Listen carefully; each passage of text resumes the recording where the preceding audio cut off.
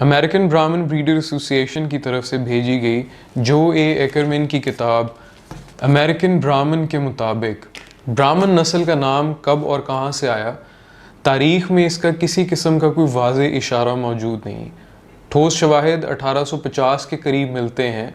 जब अमेरिका में देसी नस्ल के जानवर या उनके क्रॉस के लिए ब्राह्मा,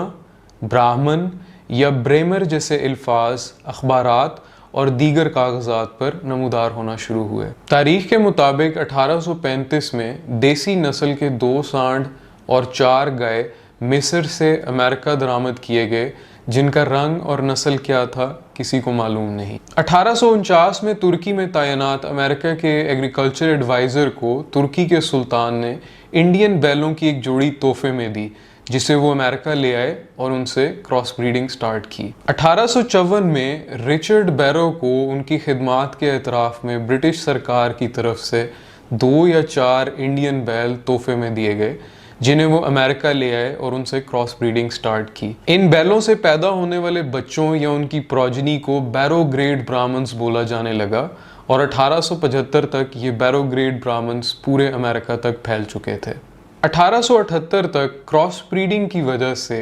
इन बैरो ग्रेड ब्राह्मण्स में इंडियन या देसी नस्ल का खून काफ़ी कम हो चुका था, जिसे कैप्टन कैरन और शंघाई पियर्स ने अमेरिका में आए हुए एक डच बेरी जहाज़ में मौजूद 4 इंडियन बैल और 1 गाय खरीद कर पूरा किया। पियर्स ने बीमारियों से हिफाजत के लिए इन बैलों को अपनी लॉन्ग हॉर्न गायों से क्रॉस कराना शुरू किया।